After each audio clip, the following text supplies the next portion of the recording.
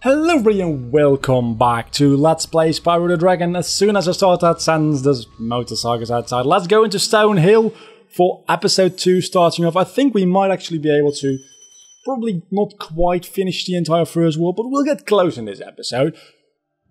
And this time I'm actually going to talk about some useful stuff that's not just channel management, because last episode I ended up talking only about channel management pretty much, and I don't know if you guys like that, but I think it's a little bit boring, to be honest. And before I get into an entire story about channel management and like content creation again, because I'm now mentioning it, let's talk about something else. Black holes. No. I mean, I want to talk about black holes if you guys like that, but I don't know what to say about them, really. I mean, they're like... This feels forced. It isn't. I genuinely... Last night when I was trying to fall asleep, which wasn't really working out for me, I was thinking, oh man, wouldn't it be fun if I... This is how my brain works. Wouldn't it be fun if I could talk about black holes in a video? And then I was like, yeah, but what the fuck am I gonna talk about when I talk about black holes in a YouTube video? They're very, very dense. The light doesn't escape them. It's scary as fuck. We're all over the place.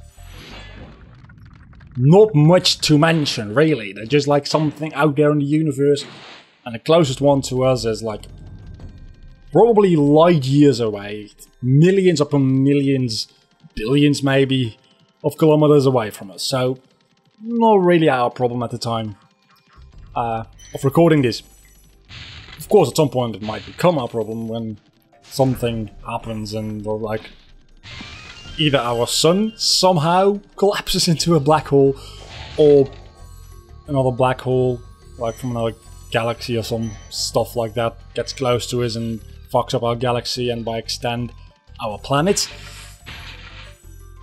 I mean, isn't our neighboring galaxy, the Andromeda, I think it is, supposed to like merge with the Milky Way in a couple of billion years? That'll be fun. I think Earth is kind of like supposed to be dead, at least humanity, before that happens, for a number of reasons. One of which is maybe just bombing each other to extinction. Either that or AI takes over, which, honestly, not a reasonable thing to think. And let's clarify that, I said not... What I didn't say is not a reasonable thing to think. I said not an unreasonable thing to think. Just want to make clear where I stand on that. Because that's important information. How did I even end up on this topic? How did I start talking about this? Literally by saying I wanted to talk about black holes, and now we're talking about AI, like an extinction of the human race. On one hand side, you think humans would go extinct at some point, because everything kind of does throughout history. I don't think there's a single species that has survived. Well, yeah, human. It's not really fair to say that. But there's not a single species that has survived from, like, the beginning of life on Earth to now. But humans weren't around at the beginning, so we've still got plenty of time to go extinct. Then again, we are pretty fucking smart. And the scientists that say, within the next, like, 100 years, there won't be necessarily any relation to your date of birth and your date of death. Which means, for all intents and purposes, you're biologically immortal. Doesn't mean you can't be killed. If you get a bullet shot into your head, you're still dead. But things like, oh damn, I'm old and my heart's gonna stop working, we'll have a new one. A mechanical one. It's way better than your fucking flesh one. Why did you even... Dude, you're like 60 years old. Why do you still have a biological heart? Didn't they, like, replace that when you were, like, 12? They should have. Not that expensive. Really dangerous having a real heart. You should really have gotten, like, a mechanical one, because... Oh, fuck.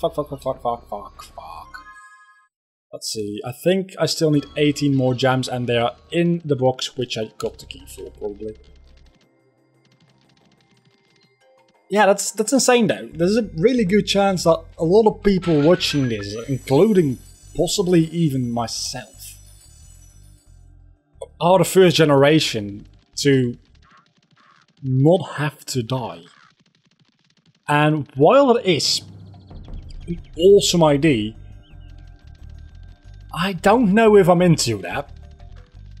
Because the whole reason... Okay, this is gonna get, like, philosophical. So if you're not into that, I'm very sorry. But the whole reason you, like, do work and, like, put effort into shit is because you have limited time, in my opinion.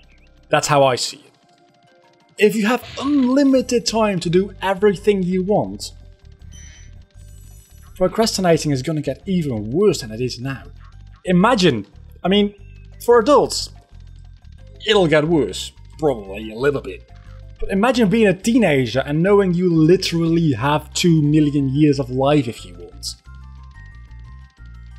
You're not gonna do your homework. Fuck you not. You're just going to, I don't know, do a shit ton of drugs because who cares if you fuck up your body? You can just get a new one. Future doesn't sound as good anymore. Then again, if you can just lay back, do drugs and then get a new body, maybe it is a really fun future. Fuck if I know. And that's the end of this stage. Then again, we're already kind of living in the future, aren't we? I mean, we've got self-driving cars. People, not too long ago, that was science fiction. That was legitimate science fiction. Self-driving cars. We couldn't comprehend the fact that we had a car which could see the road in front of it, all around it, process the information of other moving vehicles and like trajectories, and then move accordingly in a safe and responsible way.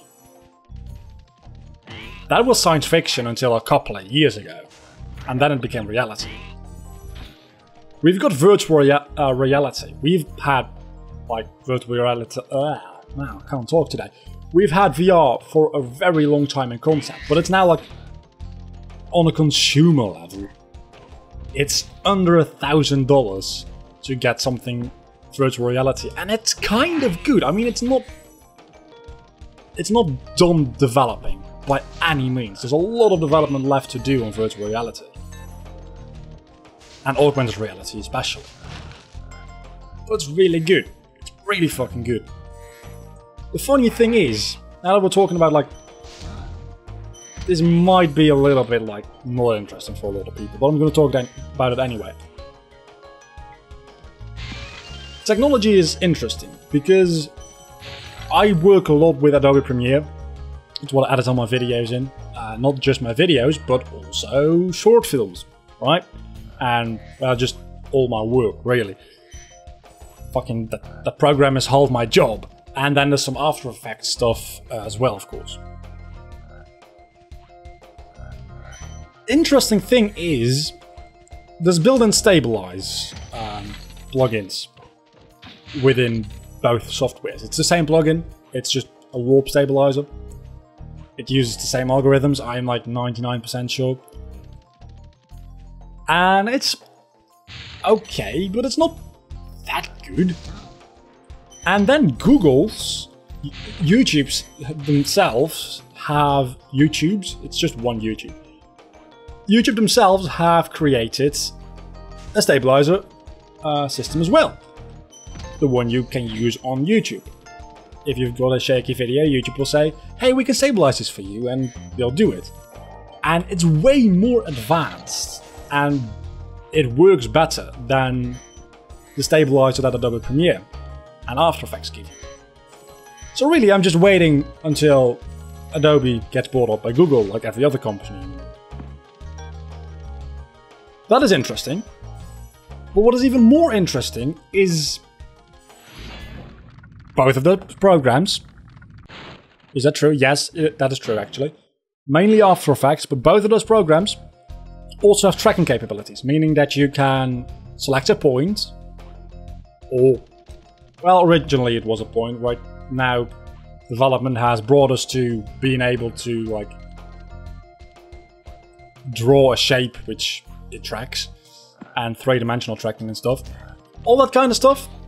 It does it pretty decently, but it's not that good. Then you've got things like Snapchat. Fucking Snapchat.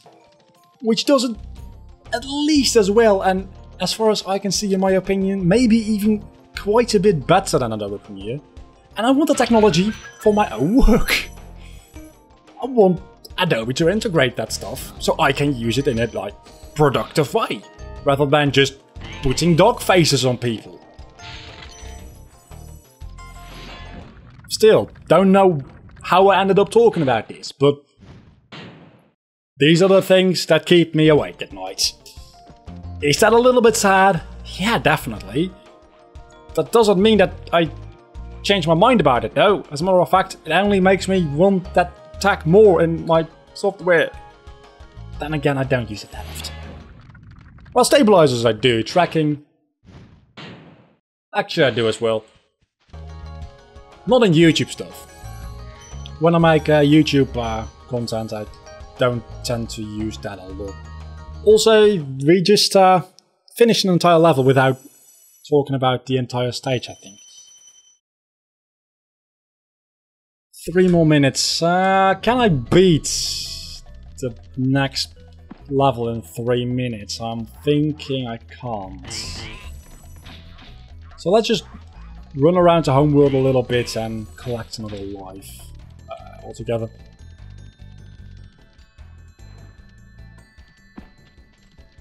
I like how in the beginning of this episode I said I'm gonna talk about something different than like YouTube management and content creation, and then I ended up talking about plugins in After Effects and Premiere. Which is not channel management, admittedly, but it's still about content creation. I really do hope you guys like that talk, because it's... Honestly, it's gonna sound sad, but that's like probably like 60% of my life. Either I'm recording for YouTube, editing for YouTube, uploading to YouTube, writing for a film, filming a film, editing for a film, that kind of stuff. I'm not gonna go toasty now. I might just cut this episode a little bit shorter. So yeah, next episode we're gonna talk about something totally different. You guys don't believe me, do you? I wouldn't believe me. I don't even actually believe me, to be honest. I just know that I'm gonna talk about something similar yet again, and honestly, not a bad thing. So until the next time, do not forget to leave a like and subscribe to my channel if you've enjoyed this video, which hopefully you have. Bye.